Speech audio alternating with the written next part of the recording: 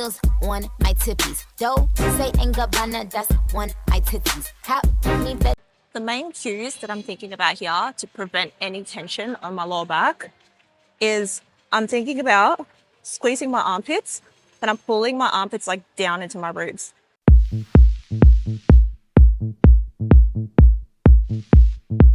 All right, guys, we're here for a mic'd up session. I'm gonna walk you through my leg day. This is my first leg day of the week. Starting strong with Bulgarians, most brutal one. I like to do my most mentally challenging leg day at the beginning of the week when my mind is fresh and my body is recovered from the weekend. So that's a good tip. If you have a leg day that you find is the most fatiguing and mentally challenging, do it at the very start of the week when everything is nice and fresh. So I've already done my 5 to 10 minutes of stretching and dynamic warm-ups. So we're gonna start with a warm-up set.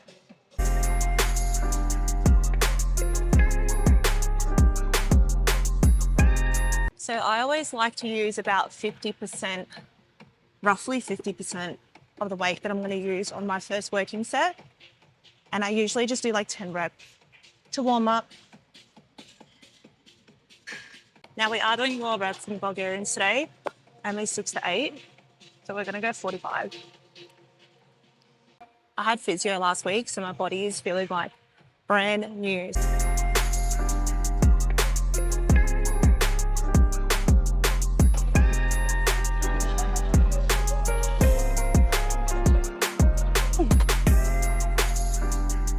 No matter how many times I've done Bulgarians in my life, they kill me every single time.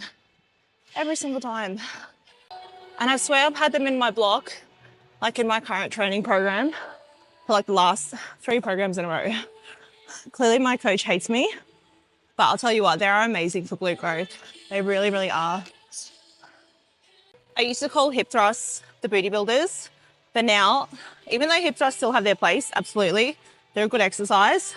Any type of unilateral movement, where the shin is vertical, like a Bulgarian, for example, or like a reverse lunge with a long stride, they are the real booty builders. Like I have seen much better glute growth with myself and my clients with single leg movements rather than hip thrusts. Just a tip as well, when you are doing your Bulgarians, I see a lot of girls have their back foot up like really high. This is going to create a lot of instability. It doesn't really make a difference to what your front leg is doing. You can have your foot down here and your front leg is still going to get that exact same range of motion, same tension on the glutes, but you're going to have much more stability. Don't feel like you have to have your foot all the way up here. Feel free to bring it down. I guarantee you, you're going to feel much more in control. Higher is not always better. And this is a mistake that I used to make as well. Always do a couple of test reps. Get my foot positioning right.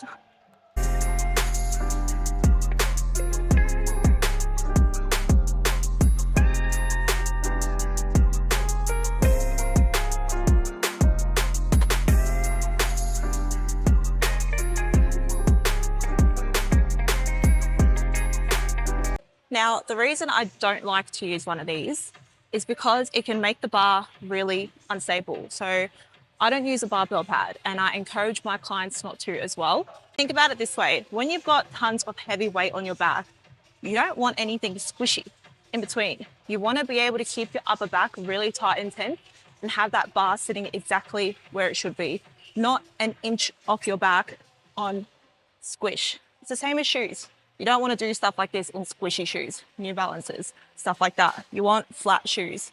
Same goes for the barbell pad.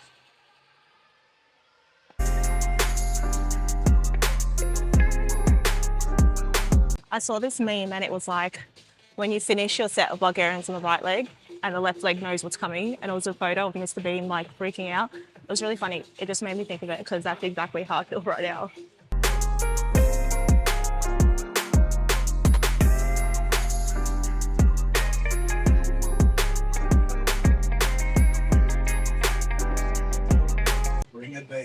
All right, guys, next up, we've got RDLs, but we're going to do them a little differently. I'm going to show you what we're going to do. There's lots of different ways to do RDLs. You're not just limited to the barbell or dumbbells. So I'm going to show you something new. Here's what we're going to do we're actually going to use the belt squat machine to do my RDLs. If you've been following me for a while, you know that your girl has got some lower back issues. I've got some hip instability, working very closely with my physio to fix it. So with all the posing and stuff I've been doing recently, it's gone backwards a little bit. It's been a bit sore again. So a lot of hinging movements are kind of not very good for me, unfortunately. As much as I love a barbell RDL, this feels a lot better on my back. So we're going to do a little warm-up set to get started.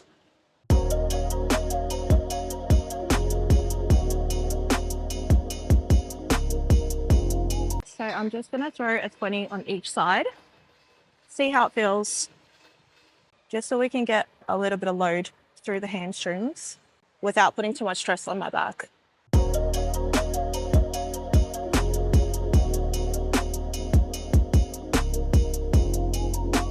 The only shit thing about this is you need to use your hand to re-rack it.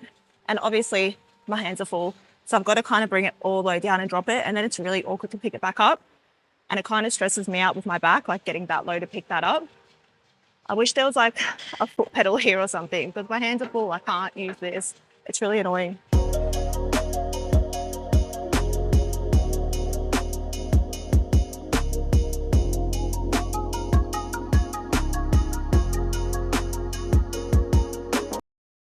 The main cues that I'm thinking about here to prevent any tension on my lower back is I'm thinking about squeezing my armpits, and I'm pulling my armpits like down into my ribs. So everything in my upper body is really tight, like I almost feel like I can't move.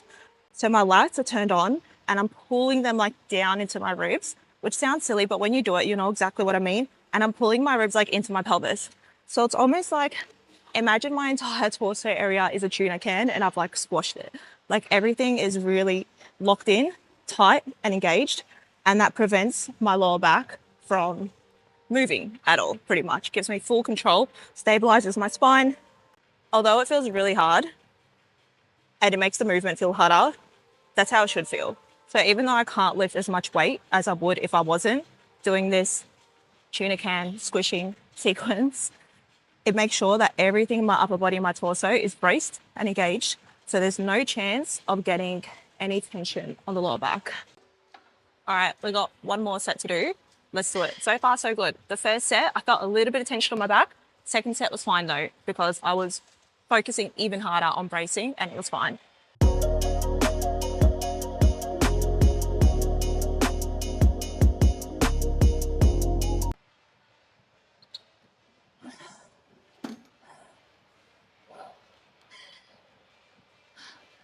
Do you see what I mean by it's really awkward to put down?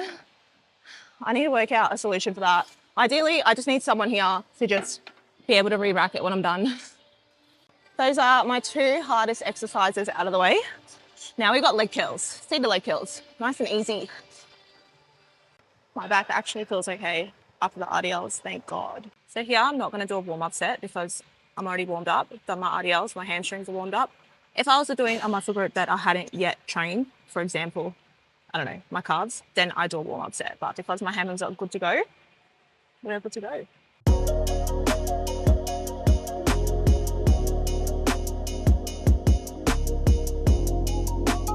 Now, the reason I lean forward on the leg curl is because the hamstrings actually connect to the hip. So when we lean forward and have our hips flex, we're training the hamstrings at a longer muscle length, which is better for hypertrophy.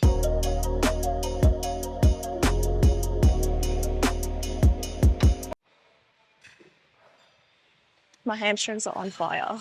I've noticed that hamstrings tend to get a little bit neglected sometimes in some people's training. Like everyone focuses on their glutes and quads heavily, and as they should. Everyone wants big glutes and quads. Hamstrings tend to take a little bit of a backseat, and I don't know why, because there is nothing sexier than a pair of big, fat, juicy hamstrings on a woman. Like when you bend over and you could see that definition, or like that glute tie-in, it's so hot. Train your hamstrings, girls. Stop neglecting them. All right, last set.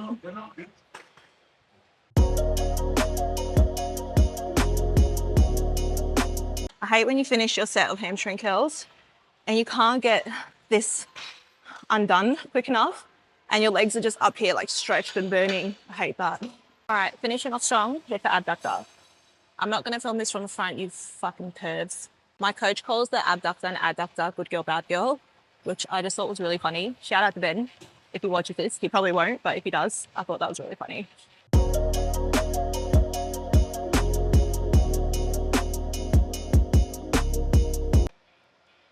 So I've got like 4-ish weeks of my bulk until I start prep, which is just insane. Like, I can't believe how quick that's come. It's gone so freaking fast. This year in general is going so fucking fast. All right, last set, last exercise, last set.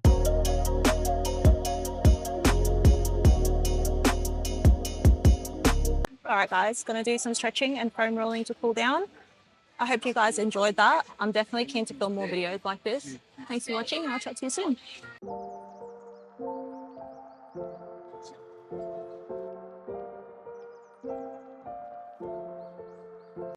All right, guys, we've got a good glute pump. The glute pump is real.